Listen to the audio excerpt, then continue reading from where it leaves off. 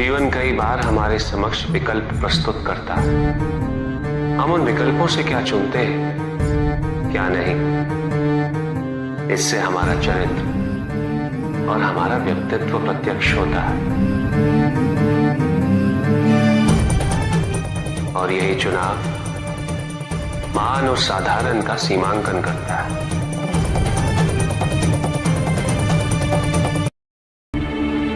किसी के उत्थान का आधार नहीं बन सकता। उत्थान तो व्यक्तिगत होता, आंतरिक होता। जब किसी समाज में प्रत्येक व्यक्ति इस आंतरिक उत्थान के लिए अग्रसर है, तभी समाज में परिवर्तन वास्तविक रूप से संभव है। किसी को यह दुख है कि उसके पास कुछ भी नहीं, और जिसके पास सब कुछ, उसे ये दुख है कि पाने को कुछ शेष नहीं। सुख को हम स्वयं अपने दृष्टिकोण से परिभाषित कर देते हैं, जबकि वास्तविकता इससे भिन्न है। इसलिए आवश्यकता है अनासक्त रहने की। जो अपने स्वार्थ हेतु वनस्पति और जीव जंतुओं का शोषण करे, वो कैसा मनुष्य?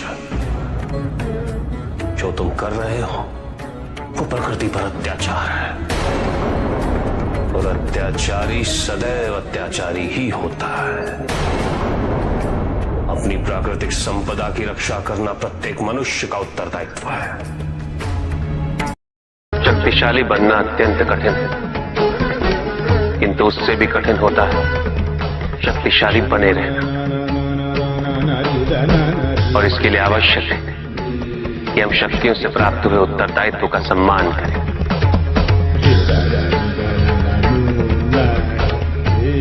अन्यथा हम स्वयं पर निरंतर खो देते हैं, और यह हमारे पतन का कारण बनता है।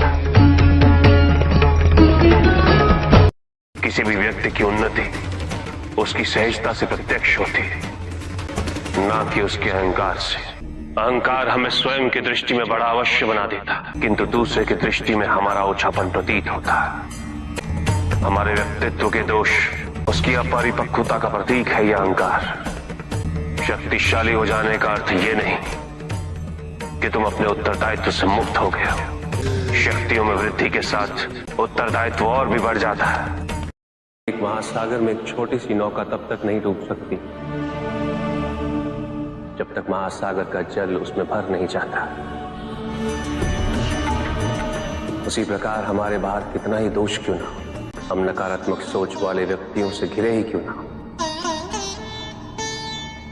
जब तक हम उनके दोष और उनकी नकारात्मकता को अपने भीतर प्रवेश नहीं करने दें, हमें कोई भी डुबा नहीं सकता।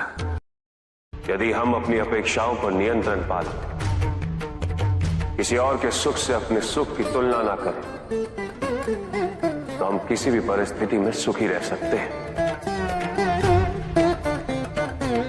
संसार में सबसे शक्तिशाली अस्त्र है प्रेम, धैर्य, करुणा, क्षमा। किंतु ये आज का ही सत्य नहीं, ये सत्य शाश्वत है। धनी व्यक्ति के पास जो भी अतिरिक्त धन होता है वो उसे दान करना चाहिए, उनके उद्धार के लिए जो अपनी मूल आवश्यकताओं को पूरा नहीं कर सकते।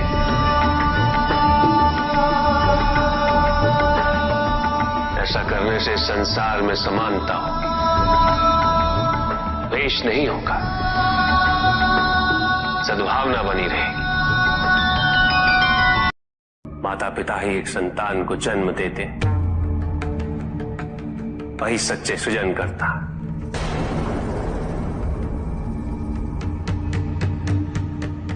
जो अपने माता पिता की निस्वार्थ सेवा करे, जो सच्चे मन से उनकी श्रद्धा रखता,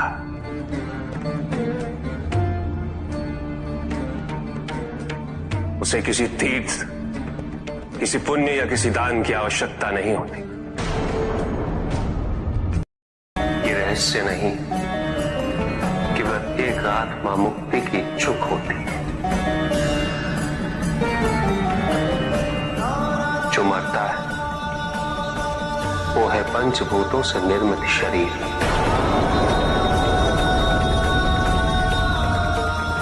किंतु आत्मा तो अजर है, अमर है।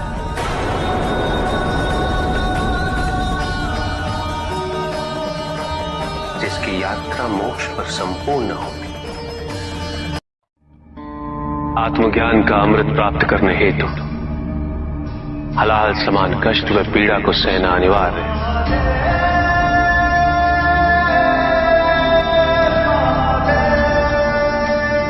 जो मनुष्य इसे स्वीकार्य नहीं करेगा वो आध्यात्मिक पद तक नहीं पहुंच सकता।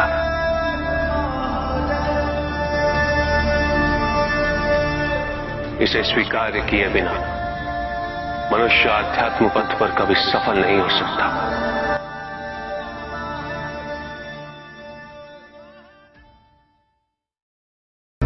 कुछ भी सुनने और समझने के लिए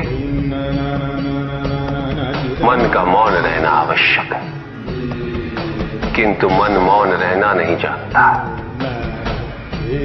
वो तो निरंतर कुछ ना कुछ कहता रहता। प्रतिपद शब्दों का आक्रमण चलता रहता है मन पर, और यही आक्रमण है जिसके कारण व्यक्ति कभी भी शब्दों के परे नहीं जा पाता। जहां जीवन की सत्यता का उसकी प्रतीक्षा कर रहा होता, किंतु भक्ति में परिवर्तन क्यों? संदेह,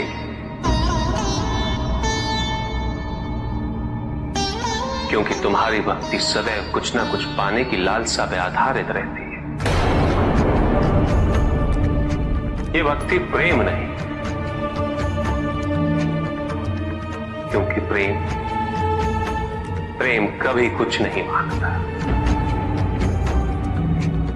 केवल देता है बिना किसी प्रतिबंध के।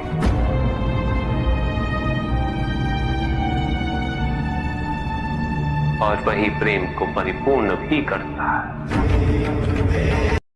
कि क्या उचित है और क्या अनुचित, ये तो प्रकृति में आदिकाल से ही निहित है। ये नियम तो केवल सृष्टि के नियम है, और प्रत्येक व्यक्ति के कर्म उसका परिणाम निर्धारित करते हैं। व्यक्ति के अपने कर्म उसके उत्थान या उसके पतन के निर्णायक होते हैं। सुख आंतरिक होता है, संतोष आंतरिक होता है।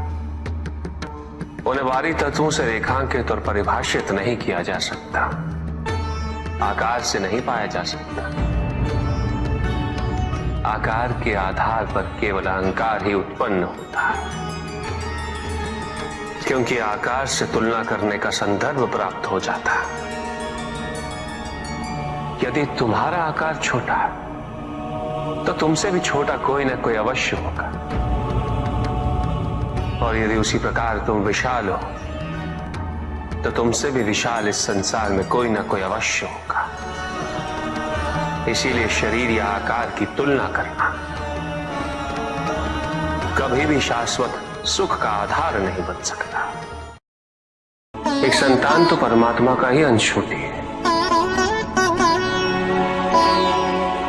इसलिए पुत्र और पुत्री में भेद करना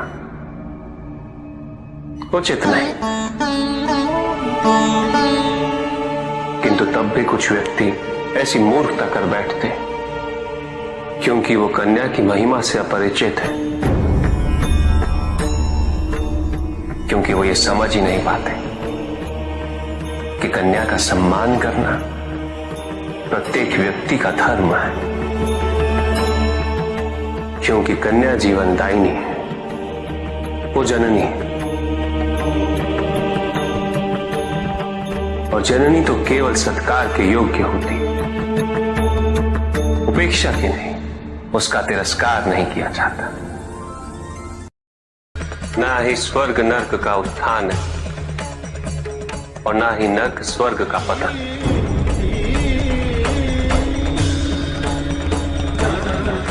इस क्षण हमारे भीतर के नर्क का अंत हो जाए, उसी क्षण स्वर्ग की आवश्यकता भी समाप्त हो जाती है।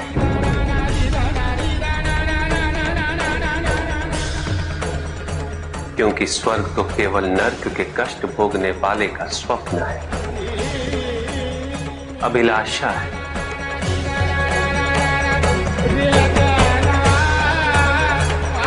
जहां नर्क का अंत होता है, वहीं स्वर्ग की अभिलाषा भी समाप्त हो जाती है।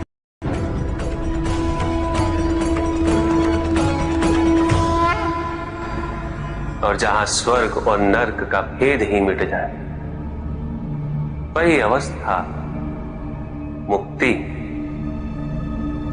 मोक्ष।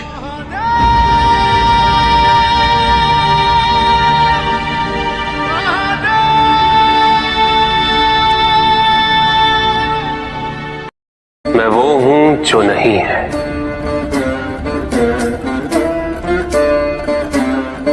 जो नहीं है वो मैं हूं।